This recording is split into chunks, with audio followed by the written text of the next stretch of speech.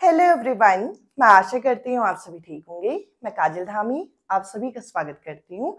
आज के इस सेशन में मैं आप लोगों के लिए सीटैट मैथ्स पेडागोजी यहाँ पे कंटिन्यू करूंगी और आज इस सेशन का है यहाँ पे डे 2 और इसके अंदर मैं आप लोगों के साथ यहाँ पे मैथ्स के अंदर गणित के अंदर अलग अलग तरीके की चिंतन आपसे कराई जाती है।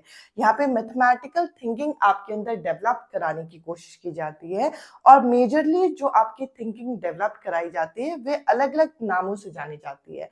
जैसे कि कुछ आपकी थिंकिंग होती है जिसको हम यहाँ पे ट्रांसपोजिशन के नाम से जानते हैं, कुछ ऐसी होती है जिसे हम प्रोपोर्शनल यानी कि यहाँ पे आप अनुमानित तरीके से अनुमान लगा के उस चीज को सीखते हैं। इसके अलावा अगला होता है यहाँ पे जब आप चीजों को मेजर करते हैं, मापते हैं। तो इस टॉपिक के प्रीवियस ईयर क्वेश्चन आपको जनरली यहाँ पे सीटैट मैथ्स पेडागोजी में देखने को मिल जाएंगे, तो इस सेशन को आप जरूर देखिएगा। साथ ही साथ मैं यहाँ पे कंटेंट के साथ साथ जो आपके एग्जाम में प्रीवियस ईयर क्वेश्चन पूछे गए वो भी यहाँ पे डिस्कस करूंगी, ताकि आपको आइडिया लगेगा कि यहाँ पर आपसे एप्लीकेशन बेस्ड किस तरीके से क्वेश्चन पूछे जाते हैं। और अगर आपको ये सेशन यहाँ पे पसंद आता है तो मैं आप लोगों के साथ सीटैट साइंस और मैथ्स के क्लासेस यहाँ पे शेयर करती हूँ। जो आपकी साइंस की क्लास होती है मंडे, वेडनेसडे, फ्राइडे और संडे यहाँ पे होती है। साथ ही साथ जो मैथ्स की क्लास होती है वो आपकी ट्यूसडे, थर्सडे, सैटरडे होती है। प्लस मैं मिक्स यहाँ पे पेडागोजी भी कराती हूँ साइंस और मैथ्स की। अगर आपको ये सेशन यहाँ पे पसंद आता है तो कमेंट सेक्शन में मैंने टेलीग्राम ग्रुप का लिंक आप लोगों के साथ शेयर किया है, उसको आप जरूर ज्वाइन करिएगा। क्लासेस की जो लिंक है मैं आप लोगों के साथ वहीं पे शेयर करती हूँ। ये सभी क्लासेस आप लोगों की रिकॉर्डेड मैनर में होती है, तो आप लोगों को वहां से लिंक मिल जाता है। साथ ही साथ आपको सारी प्लेलिस्ट भी वहीं पे मिल जाएंगी कमेंट सेक्शन में पिन फॉर्म में, जिससे आप सारा कंटेंट एक साथ अरेंज यहाँ पे देख सकते हैं। इसके अलावा अगर आप बिगनर हैं या फिर 2 से 3 अटेम्प्ट से आप सीटेट एग्जाम तो दे रहे हैं बट आपको पता नहीं चल पा रहा कि आपकी मिस्टेक क्या है, कहाँ पे आपके मार्क्स जो है वो आपके रह जा रहे हैं, तो आप यहाँ पे मेरे थ्रू लिखे हुए हैंड रिटन नोट्स ले सकते हैं, जो कि मैंने खुद के एक्सपीरियंस पे यहाँ पे प्रिपेयर किए 2 से 3 साल के, जिसके थ्रू आपको एक स्पेसिफिक कंटेंट यहाँ पे मिलेगा जिससे आप एग्जाम ओरिएंटेड कंटेंट यहाँ पे पढ़ पाएंगे। साथ ही साथ उसमें सॉल्व प्रीवियस पेपर भी अवेलेबल है। अब चलिए आज के इस इंपॉर्टेंट सेशन को मैं यहाँ पे शुरू करती हूँ। इंपॉर्टेंट इसलिए क्योंकि इस टॉपिक से आपके प्रीवियस ईयर में काफी अच्छे क्वेश्चन यहाँ पे पूछे गए। कई तो बहुत डायरेक्ट क्वेश्चन और कई बार आप लोगों को थोड़े क्वेश्चन कंफ्यूज कर सकते हैं। अब देखिए, अगर हम मैथ्स सब्जेक्ट की बात करें तो मैथ्स के अंदर जो एक वर्ड होता है जैसे कि यहाँ पे रटना, अगर आप किसी भी चीज को रटते हो तो वो चीज आपको इम्पैक्ट नहीं देता, तो ये तो आपको डेवलप करना ही नहीं है। जिसको आप यहाँ पे एक सिंपल वर्ड से बोलते हो कि आप किसी चीज को मेमोराइज करा रहे हो, ये आपका मैथ्स की पेडागोजी के अंदर सबसे बड़ा क्या है, एक नेगेटिव वर्ड है। इस वर्ड को तो आपको अगर किसी क्वेश्चन पूछा जाए कि हमें इनमें से कौन सी चीज नहीं करानी और किसी चीज में ये है कि सूत्र याद करने हैं, फॉर्मूले याद करने हैं, कॉन्सेप्ट को याद करवा दो, बच्चे को मेमोराइज करा दो, तो वो ऑप्शन सबसे नेगेटिव होगा। और अगर आपको पूछा जाए कि इनमें से कौन सा नहीं कराना तो उसका आंसर वही होगा। तो आपको सबसे पहले तो अगर आप थिंकिंग की बात करें, चिंतन की बात करें, तो इस चीज पर आप जोर बिल्कुल भी नहीं दोगे। आप यहाँ पे 3 अलग अलग टर्म मैंने यहाँ पे लिखे हैं जो वो आप यहाँ पे देख पाओगे। सबसे पहला है ट्रांसपोजिशन। ये जो ट्रांसपोजिशन है इस वर्ड का मतलब क्या है, अब ये ट्रांसपोजिशन का मतलब क्या है और साथ ही साथ ये कहाँ यूज किया जाता है, ये अलजेब्रा, जब आप यहाँ पर बीज गणित यहाँ पे पढ़ाते हैं तो उसके अंदर हम यहाँ पे ट्रांसपोजिशन का प्रयोग करते हैं। अब अलजेब्रा में असल में होता क्या है, अलजेब्रा में होती है आपकी अलग अलग इक्वेशन। जैसे कि एक इक्वेशन मैं आप लोगों के सामने यहाँ पे लिखूं तो इक्वेशन मैंने यहाँ पे लिख दी 2x + 4 = 3x - 2। अगर मैं कहूं कि इस इक्वेशन को बच्चे को सॉल्व करानी है और इसके अंदर कौन सी थिंकिंग बच्चे की लगेगी, तो इस इक्वेशन के अंदर आपका यहाँ पे लगेगा ट्रांसपोजिशन। अब देखिए ट्रांसपोजिशन में क्या है कि आपको चीजों को पहले क्या करना पड़ेगा, इसके अंदर अरेंज करना पड़ेगा। अब यहाँ पे अरेंजमेंट जो है अलजेब्रा में बहुत अच्छे से काम करता है कि आपको क्या करना है, आपको सीधा इनको नहीं जोड़ना है, आपको क्या करना है, एक्स वालों को एक साथ लेके आना है, विदाउट जो वेरिएबल होते हैं उनको एक साथ लेके जाना है जिनको आप कांस्टेंट के नाम से जानते हैं, और उसके बाद बाद आप चीजों को सॉल्व करोगे। तो जहां पर भी आपकी एल्जेब्रिक थिंकिंग जो है वो डेवलप करानी है, इस तरीके की कोई भी इक्वेशन बेस्ड चीजें अगर बच्चे को करानी है, तो सिंपल सी बात है कि आप वहां पर क्या करा रहे हो, आप वहां पे ट्रांसपोजिशन वहां पे डेवलप करने की कोशिश कर रहे हो। अगर अभी थोड़ा सा भी आपको डाउट हो रहा होगा, तो अभी जब मैं प्रीवियस ईयर क्वेश्चन डिस्कस करूंगी तो सारे डाउट यहाँ पे क्लियर हो जाएंगे। अब जो दूसरा वाला यहाँ पे आता है नंबर 2 में, आप यहाँ पे देख पाएंगे नंबर 2 मैंने यहाँ पे लिखा है यहाँ पे प्रपोर्शन। अब देखिए ये जो प्रपोर्शनल थिंकिंग है, इस वर्ड का मतलब क्या है और इसे आप किस तरीके से डेवलप कर पाओगे और इसके अंदर आपको क्या क्या चीजें ध्यान में रखनी है। सबसे ज्यादा जो कंफ्यूजिंग क्वेश्चन है यहीं से पूछे जाते हैं। अब सबसे पहले तो इसको समझाने के लिए मैं एक एग्जाम्पल आपके सामने लूंगी और इस एग्जाम्पल में हम ये देखेंगे कि अगर मान के चलिए कि ये यहाँ पे दिल्ली है और इस जगह पर है यहाँ पर जयपुर।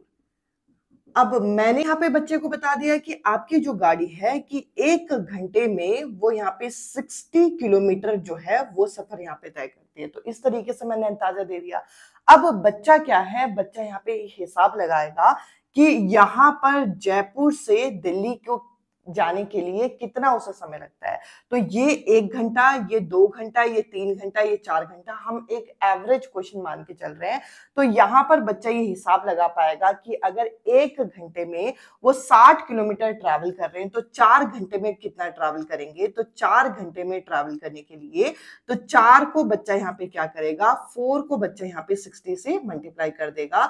तो यहाँ पर आंसर आ जाएगा 240 किलोमीटर। ये तो एक मैंने जनरल क्वेश्चन बनाया आपको समझाने के लिए कि प्रोपोर्शनल थिंकिंग के अंदर क्या होता है। प्रोपोर्शनल थिंकिंग के अंदर बच्चा जो है आपके रेशियो बेस्ड क्वेश्चन यहाँ पे कर पाता है, साथ ही साथ चीजों को कंपेयर कर पाता है।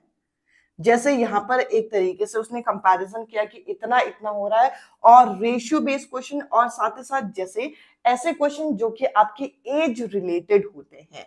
तो बेसिकली जो आप यहाँ पर normal general mathematical thinking develop करते हैं बच्चे के अंदर, जिससे डे टू डे लाइफ के क्वेश्चन यहाँ पे सॉल्व होते हैं, वे आपके प्रोपोर्शनल थिंकिंग, जिसमें आप अनुपात के बारे में, आप चीजों में अनुमान लगाने के बारे में, एक तरीके से हम रेशियो वाइज चीजें देखते हैं। जैसे कि मैप की नॉलेज अगर आपको बच्चे को करानी है कि एक स्केल जो है इतने किलोमीटर के बराबर है, तो पूरा जो डिस्टेंस होगा वो कितने के बराबर होगा। इस टाइप के जो भी क्वेश्चन आएंगे वो किसके अंदर आ जाएंगे, वे आपके प्रोपोर्शनल थिंकिंग के अंदर आ जाएंगे। आई होप दोनों चीजें आपको क्लियर हो गई होंगी कि ट्रांसपोजिशन में क्या होता है। जो भी एल्जेब्रिक आइडेंटिटी बेस्ड क्वेश्चन होते हैं, एल्जेब्रा की जो इक्वेशंस होती हैं वे सारी आपके ट्रांसपोजिशन में आ जाती हैं। प्रोपोर्शनल के अंदर क्या आ जाएंगी, जैसे आप रेशियो बेस जो चीजें कंपेयर कर रहे हो, एज रिलेटेड क्वेश्चन हो गया, मैप रिलेटेड क्वेश्चन हो गया, वे सारी आपकी प्रोपोर्शनल थिंकिंग में आ जाएगी। अब अगर मैं लास्ट टाइप की यहाँ पे बात करूं, जिसको आप यहाँ पे मेजरमेंट के नाम से जानते हैं। अब देखिए मेजरमेंट के अंदर होता क्या है कि आप यहाँ पर चीजों को यहाँ मापना सिखा रहे हो, यानी कि डायरेक्ट हम यहाँ पे जो है चीजें यहाँ पे एक तरीके से मेजर कर रहे हैं। जैसे कि यहाँ पर आप मेजरमेंट किनका करते हैं, जैसे किसी एरिया का, किसी पैरामीटर का, जो कि आपको पहले से ही शेप्स वगैरह जो यहाँ पे दी जाती है, तो उसमें आप फॉर्मूला बेस्ड मेजरमेंट इनका करते हैं, वो भी आप स्केल की हेल्प से यहाँ पे मेजरमेंट करते हैं। अब आपके एग्जामिनर जो हैं इन टॉपिक से एप्लीकेशन बेस्ड क्वेश्चन पूछते हैं कि आपको एक पर्टिकुलर सिचुएशन यहाँ पे दे देंगे और कहेंगे कि अगर यहाँ पर बच्चे को ये क्वेश्चन सॉल्व करना है, या बच्चे को इसे यहाँ पे प्रॉब्लम सॉल्विंग अप्रोच से यहाँ पे सॉल्व करना है, तो बच्चा इनमें से कौन सी थिंकिंग लगाएगा। तो देखिए अगर कोई भी प्रॉब्लम सॉल्विंग अप्रोच वाला कोई क्वेश्चन आ गया, तो आप यहाँ पे बोलोगे प्रोपोर्शनल थिंकिंग। तो प्रॉब्लम सॉल्विंग, कोई भी जो एज रिलेटेड क्वेश्चन या प्रॉब्लम सॉल्विंग जो क्वेश्चन होते हैं, वे आपके किसके अंदर आते हैं, प्रोपोर्शनल थिंकिंग के अंदर। जो एल्जेब्रिक आइडेंटिटी से रिलेटेड क्वेश्चन आते हैं वे आपके ट्रांसपोजिशन के अंदर। और जो आपके एरिया पैरामीटर जो आप मेजर करते हो, या फिर आप वॉल्यूम को आप मेजर करते हो, वो किसके अंदर आता है, वे आपके मेजरमेंट यानी कि मापन के अंदर आता है। अब सबसे बड़ा डाउट तो यही है कि क्वेश्चन किस टाइप से पूछे जाएंगे, या फिर किस टाइप से आपके प्रीवियस ईयर में पूछे गए, हैं, उसके लिए मैं आप लोगों के सामने यहाँ पे क्वेश्चन शेयर करती हूँ। मैं उम्मीद करूंगी कि जो कॉन्सेप्ट मैं यहाँ पे सिखाना चाह रही हूँ वो आप लोग यहाँ पे समझ गए होंगे। अब देखिए, मैथ्स पेडागोजी के अगर आप सीटेट के ऑफिशियल वेबसाइट पे जो सिलेबस दे रखा है उसके अंदर कुछ टॉपिक्स देखेंगे तो कुछ ऐसे टॉपिक हैं जो कि मेंशन नहीं किए गए नाम, बट इन टॉपिक से प्रीवियस ईयर क्वेश्चन में रिपीटेडली क्वेश्चन पूछे गए हैं। तो आप लोगों को ये समझना होगा कि एग्जाम में अगर ये टर्म्स आपसे पूछे जाएं तो आप क्विकली उन टर्म्स से रिलेटेड यहाँ पे जो ऑप्शंस है उनमें यहाँ पे आंसर टिक कर पाए, ऐसा ना हो कि इन टर्म्स के बीच में आप कंफ्यूज हो जाए। तो चलिए अब मैं आप लोगों के साथ प्रीवियस ईयर क्वेश्चन डिस्कस करती हूँ, उसके बाद ये सेशन यहाँ पे कंबाइन होगा।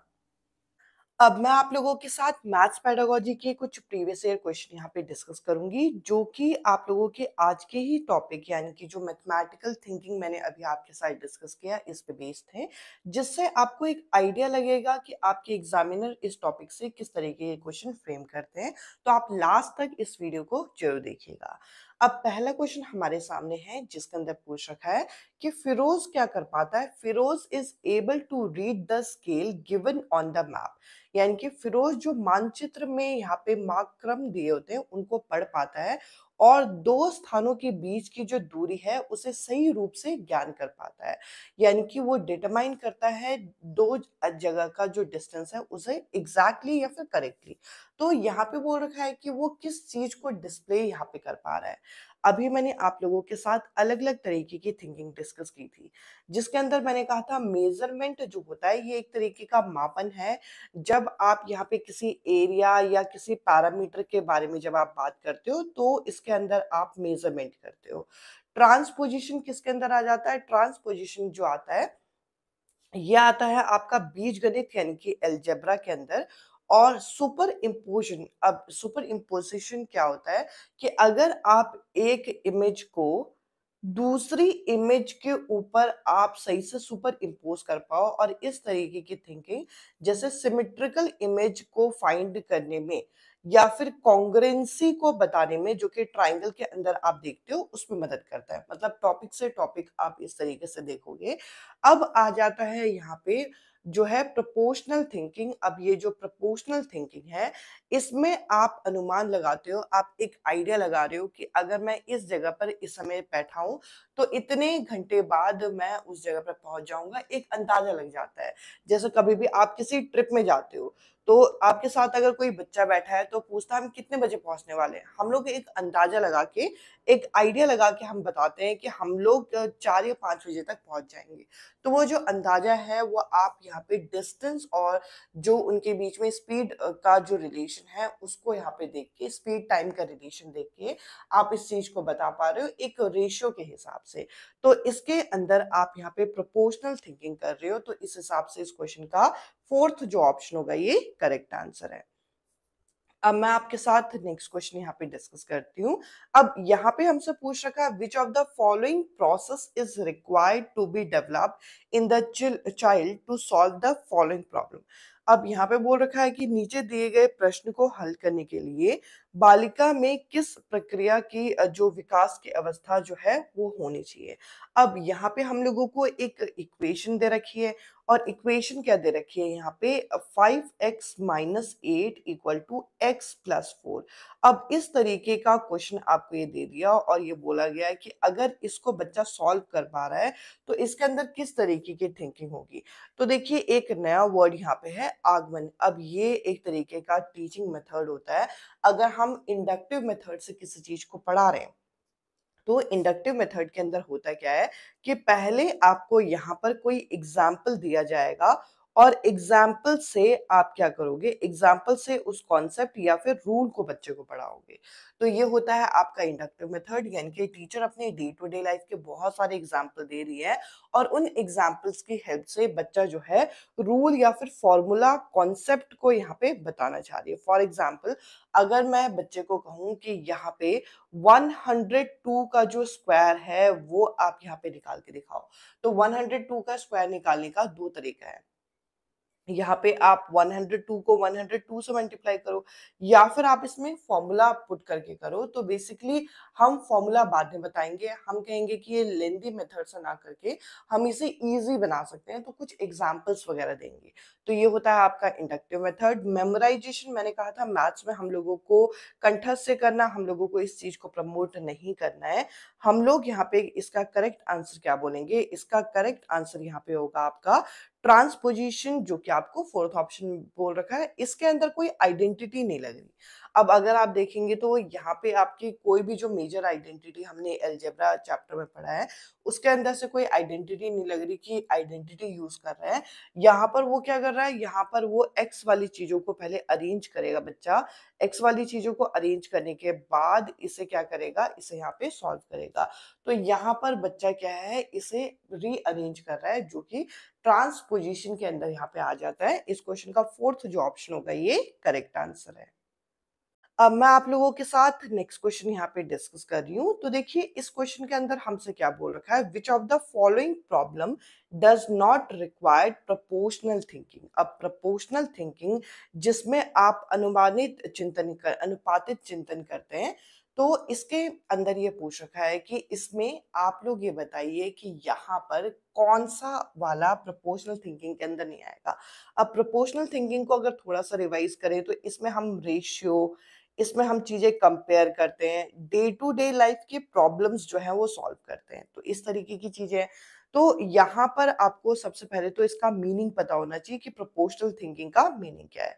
अब पहले ऑप्शन बोल रखा है कि cost of 20 kg of potato इतने का है, तो 7 kg कितने का होगा। तो ये तो आपका यूनिटरी मेथड से यूज होगा कि अगर 20 kg इतने का है तो 1 kg कितने का होगा, फिर आप 7 kg कितने का है वो निकाल दोगे। और ये डे टू डे लाइफ का एक नॉर्मल वर्ड प्रॉब्लम है जो कि रेशियो बेस्ड है। तो कहीं ना कहीं इसमें आप यहाँ पे प्रोपोर्शनल थिंकिंग लगाओगे तो ये ऑप्शन इस क्वेश्चन का आंसर नहीं होगा। अगला यहाँ पे है कि समीक्षा जो है वो 10 पेजेस 15 मिनट में पढ़ लेती है, तो 20 पेज कितने में पढ़ेगी। ये भी यूनिटरी मेथड का क्वेश्चन है कि अगर 10 पेज 15 मिनट में पढ़ रही है तो एक पेज कितने मिनट में पढ़ रही है, फिर 20 पेज कितने मिनट में पढ़ेगी, तो ये भी नहीं होगा इसका। अगर आप यहाँ पे थर्ड और फोर्थ ऑप्शन को देखें तो फोर्थ ऑप्शन में बोल रखा है कि 1 घंटे में एक पेंटर जो है वो 3 वॉल पेंट कर देता है, तो ऐसे वो 15 वॉल कितने देर में पेंट करेगा। तो सिंपल सी बात है, 3 वॉल 1 घंटे में है, तो एक वॉल निकालोगे उसके बाद उसे 15 से मल्टीप्लाई कर दोगे, तो ये भी नहीं होगा। अब यहाँ पे बचा आपका एक क्वेश्चन जो कि क्या बोल रहा है, जो हाइट ऑफ ट्री है वो 3 मीटर की है और उसका जो लेंथ है उसके शेडो का 11 बजे 4 मीटर का है। तो यहाँ पे बताना है कि 4 बजे उसका शेडो कितने उसका होगा। अगर ये देखें तो ये कहीं ना कहीं ट्रिग्नोमेट्री का जो कॉन्सेप्ट होता है वो ट्राइंगल वाला, वो वाला कॉन्सेप्ट यहाँ पे आपका यूज होता है। तो यहाँ पे आप देखेंगे कि इसके अंदर प्रोपोर्शनल थिंकिंग आपके नहीं लगेगी और ये प्रोपोर्शनल थिंकिंग का एग्जाम्पल नहीं है। तो इस हिसाब से इस क्वेश्चन का थर्ड जो ऑप्शन होगा ये करेक्ट आंसर है। अब मैं आप लोगों के साथ नेक्स्ट क्वेश्चन यहाँ पे डिस्कस कर रही हूँ। अब यहाँ पे बोल रखा है एक मैथमेटिकल क्लास में टीचर रमन से बोलती है जो इंटीरियर एंगल ऑफ ट्राइंगल है वो आपकी इस रेशियो में है, और आगे बोलती है then what is the measurement of this angle. और जो यहाँ पे रमन है वो रिस्पॉन्ड करता है 40 डिग्री 60 डिग्री 80 डिग्री। तो रमन जो है किस तरीके की एबिलिटी यहाँ पे शो कर रहा है, तो सिंपल इस चीज को आप काउंट करके नहीं बता सकते। तो यहाँ पे तो आपको ये जो प्रॉपर्टी है उसे यहाँ पे लगानी पड़ेगी। प्रॉपर्टी क्या है, इंटीरियर एंगल ऑफ ट्राइंगल आपको इतना दे रखा है, तो आप क्या करोगे, इन सबका सम जो है वो कितना होगा, वो होगा आपका 180। सिंपल सी बात है। और यहां पर से पहले आप x जो है वो निकालोगे, 4 5 6 7 8 9, तो 9x इक्वल टू कितना आ जाएगा, 180 आ जाएगा। और ये जो आप 180 के साथ x नहीं आएगा, तो यहां से x जो है वो कितना आ जाएगा, यहां से x जो है वो 20 आ जाएगा। तो आपने पहले x निकाला और उसके बाद इसे सॉल्व किया, तो नॉर्मल काउंटिंग से तो ये हो नहीं रहा। इसके अलावा यहाँ पे अगर हम मेमोराइजेशन की बात करें तो बच्चा रट के तो ये चीज बताएगा नहीं, क्योंकि टीचर इस रेशियो को बदल सकते हैं बार बार, और हर बार जब रेशियो को बदला जाएगा तो आंसर अलग अलग आएगा, सिंपल सी बात है। इसके अलावा एबिलिटी ऑफ मेजरमेंट यानी कि मापने की क्षमता, अब बच्चा यहाँ पे कोई चीज माप नहीं रहा, कोई एरिया पैरामीटर माप नहीं रहा, तो ये भी नहीं है। बच्चा यहाँ पे प्रोपोर्शनल थिंकिंग कर रहा है, इसमें भी रेशियो बेस्ड क्वेश्चन आपसे यहाँ पे पूछा गया है। मैंने कहा था जो रेशियो बेस्ड क्वेश्चन होते हैं वे भी आपकी प्रोपोर्शनल थिंकिंग के अंदर आते हैं, तो इस हिसाब से इस क्वेश्चन का सेकंड जो ऑप्शन होगा ये करेक्ट आंसर है। अब आप लोगों के सामने एक और क्वेश्चन मैं यहाँ पे शो कर रही हूँ। यहाँ पे बोल रखा है कि रवि जो है वो आपके ये स्टेप्स यहाँ पे यूज कर रहा है, वो भी किसके, एल्जेब्रिक इक्वेशन के। डायरेक्ट इस क्वेश्चन का तो आंसर यहाँ पे बता ही दिया है कि ये किसका एग्जाम्पल है, आपको यहाँ पे बताना है। आई होप ये सेशन और ये टाइप ऑफ क्वेश्चन आपको यहाँ पे क्लियर हुए होंगे।